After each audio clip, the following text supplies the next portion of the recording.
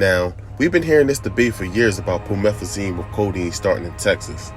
No matter what you call it, Texas tea, lean, purple drink, Texas might have made it popular in the media, but Philly been drinking syrup, water, juice since the mid-50s. In the 80s, Philly called it pancakes and syrup, the Quaalude and promethazine combo. It had many different names depending on where you from, but they didn't call it lean back in the day. My thing is, who cares where it started? All I know is, they was mixing it in other places back in the day, and Philly was drinking it straight out the bottle. Down in Philly, we got legendary blocks. One of them is 17th and Jefferson. Now you might ask yourself, why do I care? What separates this block from the next block? What brings people out from all over Philly? For one, other blocks didn't have that supply. And if they did, it was very small. It was limited. When they ran out, you would have to go to J Street anyway. And shout out to South Philly. An old head just told me that South Philly had it jumping on 24th in the 80s. Hit the comments up if you got something to say about that. But when you go to cop on 17th and Jefferson, it was always a show going on. Whether if it's a dice game, bad bitches around, you would return to the block not only to get your shot, but you were trying to run into that brawl you saw the week before. Now this was a time before social media, before people could post where they was at. You had guys that were beefing, bumping into each other. Many beasts were squashed on the block, and that wouldn't be hard to do because everybody had their shot in them. The vibes was always good. Now the dealers will buy a gallon for $900, bottle it up in 1 ounce bottles or half ounce bottles, and make a quick $2,500 easy. Now that yellow tuss, it was called snot because how thick it was. It was very popular because it tastes like pineapple soda or candy, but that was top dollar. It cost more than a red, green, purple. You had to be getting to that chicken to cop that. It'll have you scratching and it'll put you right in the bathroom.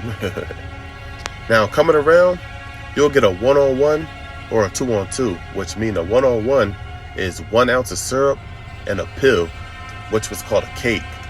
Pancakes and syrup. A 2-on-2 was 2 ounces and 2 pills, which was 2 cakes. Now some people would say this shot was a 4-on-4 or a 5-on-5.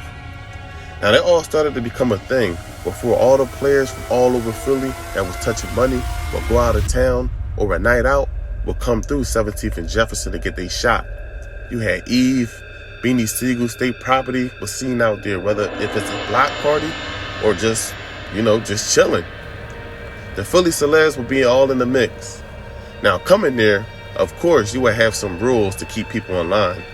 It was crazy because if you was a new face, you would have to take your shot right there.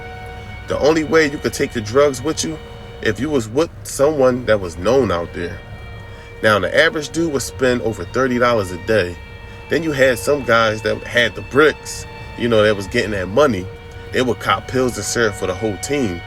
So he might spend about $600 or $700 a day with you. And that was all profit, especially if you knew a doctor that was writing them scripts for you. Now getting into that game, you had a more smooth run, unlike the ones that's selling coke or dog food. Well, first and most important is way more money and fewer problems. Less jail time. You don't have to worry about stick-up kids, and there's a different class of people compared to crack fiends and junkies. You have much cleaner, classy-looking people, well-dressed, they don't bring much attention. You had doctors, lawyers, dancers, car salesmen, you name it.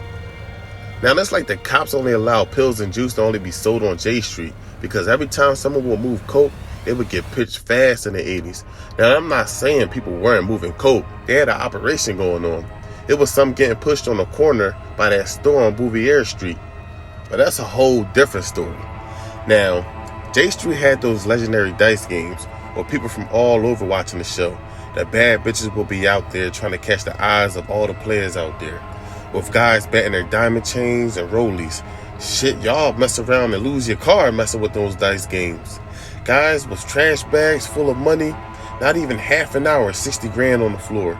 People calling their homies to bring down 40 grand because they would be doing 10 grand a number. Dudes leaving and coming back with more money, it was ridiculous. 50 grand was bought out of a stash house right on J Street to the dice game. You talking about guys as young as 22 years old touching that paper. Kids would stick around because they would get C notes. It was all love. It was so intense, people would forget that they were going out that night. They was like, forget the club, the females and drinks, all the music is all here. Plus, you might leave 30 grand or 40 grand richer. And I'm talking about guys popping bottles on the street all night. Yeah, I hear all them stories, man. But you know, J Street would never be the same, man, because the Temple University with the campuses and all that, you know, they had, that stuff had to go. All of that had to go. They wasn't playing, but I just wanted to give you a piece on that legendary 17th and Jefferson. Shout out to all my subscribers. Shout out to all my day ones. Shout out to the haters. You know, I love y'all too. Like, comment, subscribe. Thanks for watching. I'm out.